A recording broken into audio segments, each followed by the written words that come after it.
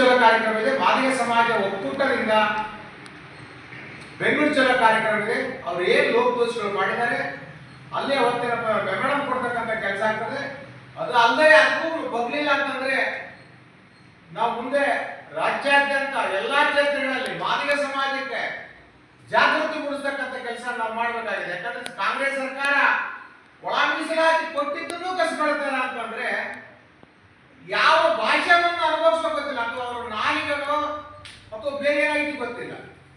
ಯಾರಾದ್ರೂ ಬುಡಪ್ಪ ಯಾರೋ ಒಬ್ಬ ಇಲ್ಲಿ MLA ಮಾತಾಡಿದ, ಸಚಿವರು ಮಾತಾಡಿದಲ್ಲ, ಈ ರಾಜ್ಯ ಸಂಪುಟ ಸಭೆ ಮುಖ್ಯಮಂತ್ರಿಗಳು ಮಾತಾಡಿರ್ತಕ್ಕಂಥದನ್ನ ಜಾರಿ ಮಾಡಿರ್ತಕ್ಕಂಥದನ್ನ ಯಾವುದರಲ್ಲಿ ಅಳವಡಿಸ್ತಾ ಇಲ್ಲ. ಎಲ್ಲ ಉದ್ಯೋಗಗಳನ್ನು ಜಾರಿ ಮಾಡ್ತಾರೆ, ಅದರಲ್ಲಿ ಒಳ ಮೀಸಲಾತಿ ಅಳವಡಿಸ್ತಾ ಇಲ್ಲ ಅಂತಂದ್ರೆ ಇಂಥ ನೀಚು ಸರ್ಕಾರ, ಬಂಡ ಸರ್ಕಾರ, ಮಾದಿಗರಿಗೆ ಮೋಸ ಮಾಡ್ತಕ್ಕಂಥ, ಅಗಲಿ ಮೋಸ ಮಾಡ್ತಕ್ಕಂಥ ಕಾಂಗ್ರೆಸ್ ಸರ್ಕಾರ. ಇದನ್ನೇನಪ್ಪ ಅಂದ್ರೆ ಮಾದಿಗ ಸಮಾಜ ತಿಳ್ಕೊಂಡು ಈ ಕಾಂಗ್ರೆಸ್ ಸರ್ಕಾರಕ್ಕೆ ನಾವು ಎಲ್ಲಿಡಬೇಕಾಗುತ್ತೆ ಅಲ್ಲೇ ಇರ್ತಕ್ಕಂಥ ಕೆಲಸ ಮಾದಿಗ ಸಮಾಜಕ್ಕೆ ನಾವು ಮನವಿ ಮಾಡಿಕೊಳ್ತದೆ.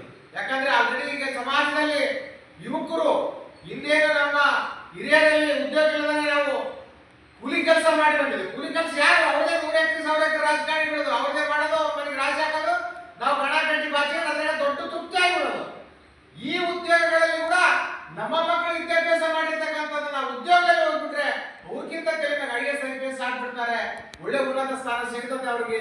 ಅವ್ರದೊಳಗೆ ನಾವು ಇರ್ತು ಅನ್ನೋ ದುರುದ್ದೇಶದಿಂದ ಅಸ್ಪೃಶ್ಯರಾಗಿರ್ಬೇಕು, ಶೋಷಣೆಯನ್ನ ಮತ್ತಿದ್ದು ಶೋಷಿತವಾಗಿ ತುಳಿಬೇಕಂತ ಮೂಲ ಉದ್ದೇಶ ಇಟ್ಬಿಟ್ಟು ಒಳ ಮೀಸಲಾತಿ ಅಳವಡಿಸ್ತಾ ಇಲ್ಲ.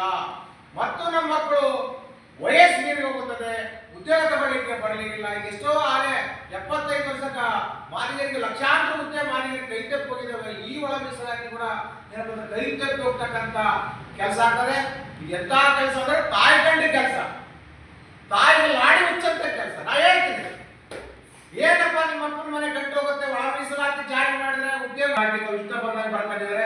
ನಾವು ಏನಾದ್ರೂ ಮುನ್ಸಿಪಾಲಿಟಿ ಕಸ ಬಳಿಲಿಕ್ಕೆ ಮತ್ತು ಸ್ವಚ್ಛ ಮಾಡಲಿಕ್ಕೆ ಇಂಥದ್ದು ಕಿಟ್ಟಾಗಿನ ಒಳ ಮೀಸಲಾತಿ ಅಂದ್ರೆ ಡಾಕ್ಟರ್ಸ್ ಇರ್ಬೋದು, ಇಂಜಿನಿಯರ್ಸ್ ಇರ್ಬೋದು, ಲೆಕ್ಚರ್ಸ್ ಇರ್ಬೋದು, IAS IPS ಇರ್ಬೋದು, ಅಂತ ಹುದ್ದೆಗಳಲ್ಲಿ ನಮ್ಮ ಮಾದಿಗ ಸಮಾಜಕ್ಕೆ ದುಡಿತಕ್ಕಂಥ ಕೆಲಸ ಮಾಡ್ತಾ ಇದ್ದಾರೆ ಕಾಂಗ್ರೆಸ್ ಸರ್ಕಾರ.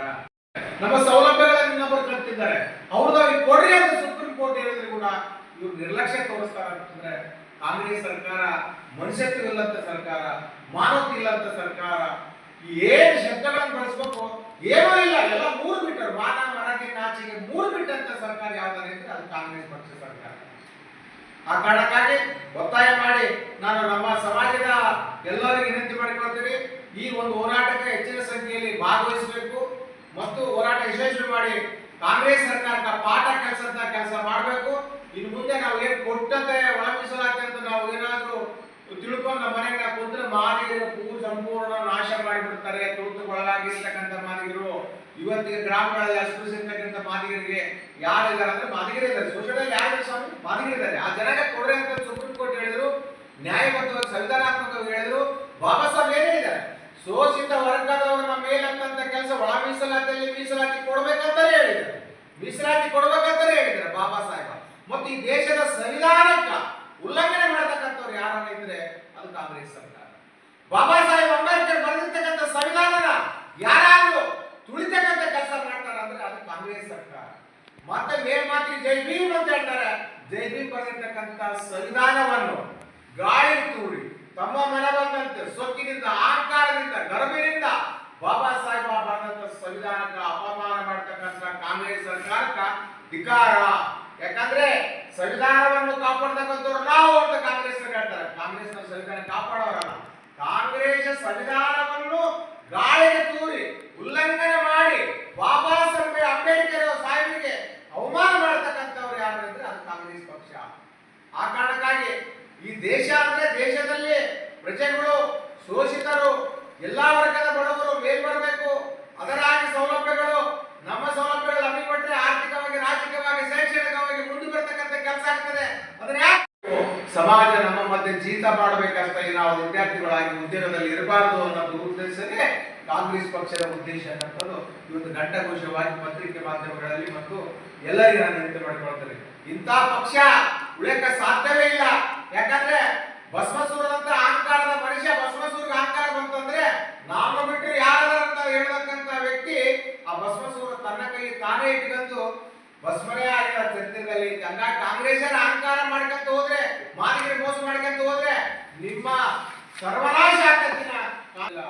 ಪಕ್ಷ ಅಂತಂದ್ರೆ ಎಲ್ಲಾ ಸಭದ ವಿಶ್ವಾಸ ತಗೊಂಡ್ಬಿಟ್ಟು ಕೊಡ್ತಕ್ಕಂತ ಒಳ ಮೀಸಲಾತಿಯನ್ನು ಕೊಟ್ರೆ ಅದಕ್ಕೆ ಪಕ್ಷ ಅಂತಾರೆ, ಅದಕ್ಕೆ ರಾಜಕಾರಣಿಗಳು ಅಂತಾರೆ, ಅದಕ್ಕೆ ರಾಜನೀತಿ ಅಂತಾರೆ, ಅದಕ್ಕೇನಪ್ಪ ಅಂದ್ರೆ ಮಾನವತೆ ಅಂತಾರೆ, ಮನುಷ್ಯತ್ವ ಅಂತಾರೆ, ಕಾನೂನಾತ್ಮಕ ಕೊಟ್ಟಾರ ಅಂತಾರೆ. ಆದ್ರೆ ಎಲ್ಲದನ್ನೂ ಕೂಡಿ ನೀವು ನಿಮ್ಮ ಇಷ್ಟ ಬಂದಂಗೆ ಮಾಡ್ತೀರಿ ಅಂತಂದ್ರೆ ಇದಕ್ಕೆ ಕಾನೂನು ಉಲ್ಲಂಘನೆ ಮಾಡ್ತೀರಿ. ನಿಮ್ಮನ್ನ ಒಂದಲ್ಲ ಒಂದಿನ ಏನಪ್ಪ ಅಂದ್ರೆ ನ್ಯಾಯ ಶಿಕ್ಷೆಗೆ ಒಳಪಡಿಸಬೇಕಾಗ್ತದೆ. ಯಾಕಂದ್ರೆ ಸುಪ್ರೀಂ ಕೋರ್ಟ್ ಕಾನೂನು ಉಲ್ಲಂಘನೆ ಮಾಡಿ ಸಂದೇಶವನ್ನು ಉಲ್ಲಂಘನೆ ಮಾಡ್ತಕ್ಕಂಥ ಯಾರು ಇದ್ರೆ ಕಾಂಗ್ರೆಸ್ ಪಕ್ಷ ನಿಮಗೆ ಬುಡಗಿಲ್ಲ, ತಪ್ಪಿದ್ದಲ್ಲ. ನಿಮಗೆ ಕಾಂಗ್ರೆಸ್ ಪಕ್ಷಕ್ಕೆ ನಾವು ಮುಂದಿನ ದಿನದಲ್ಲಿ ಪಾಠ ಕಲಿಸ್ತೀವಿ ಅನ್ನೋ ಮಾತನ್ನು ಕೂಡ ಈ ಸಂದರ್ಭದಲ್ಲಿ ಹೇಳಿ, ಬೆಂಗಳೂರು ಚಲೋ ಕಾರ್ಯಕ್ರಮ 27ರಲ್ಲಿ ಒಂದು ಬೃಹತ್ ಪ್ರತಿಭಟನೆ ಒಕ್ಕೂಟದಿಂದ ಕಾರ್ಯಕ್ರಮ ಮಾಡಿ ಚಳವಳಿ ಇದೆ, ಸಮಾವೇಶ ಇದೆ 27ಕ್ಕೆ ಬುಧವಾರ ಬೆಂಗಳೂರಿನಲ್ಲಿ. ನಾಳೆ ಮಂಗಳವಾರ 26ರಂದು ಎಲ್ಲ ಅವರವರ ತಾಲೂಕಿನ ಅವರವರ ಪ್ರೀತಿ ವಿಶ್ವಾಸದಿಂದ ನಮ್ಮ ಸಮಾಜದ ಭವಿಷ್ಯಕ್ಕಾಗಿ ಒಂದಿನ ಕೂಲಿದ್ರು ಪರವಾಗಿಲ್ಲ ಬಂದು ಆ ಕಾರ್ಯಕ್ರಮ ಭಾಗವಹಿಸಿ ಯಶಸ್ವಿ ಮಾಡಿಕೊಡ್ಬೇಕು. ಮತ್ತು ಕಾಂಗ್ರೆಸ್ ಪಕ್ಷಕ್ಕೆ ಮುಂದೆ ನಾವು ಪ್ರಮಾಣ ಮಾಡಬೇಕಾಗಿದೆ. ನಾವು ಏನಾದರೂ ಸಮಾಜಕ್ಕೆ ನ್ಯಾಯ ಕೊಡಬೇಕಾದ್ರೆ, ಸಮಾಜಕ್ಕೆ ನ್ಯಾಯ ಸಿಗಬೇಕಾದ್ರೆ ಕಾಂಗ್ರೆಸ್ ಪಕ್ಷನ ಒತ್ತಿ ತುಳಿದಾಕಬೇಕಾಗತ್ತೆ. ಅದು ಬಾಬಾ ಸಾಹೇಬ್ ಕೊಟ್ಟಿರ್ತಕ್ಕಂಥ ಹಕ್ಕು, ಅದು ಮತದ ಹಕ್ಕು. ಮತದಿಂದಲೇ ಅವ್ರಿಗೆ ಒಳದೋಡಿಸಂತ ಕೆಲಸ ನಾವು ಮಾದಿಗ ಸಮಾಜದವರು ಒಂದಾಗಿ ತಿಳ್ಕೊಂಡು ನಡಿಬೇಕಾಗ್ತಂಥದ್ದು ಈ ಸಂದರ್ಭದಲ್ಲಿ ಹೇಳಕ್ಕೆ ಇಷ್ಟಪಡ್ತೀನಿ.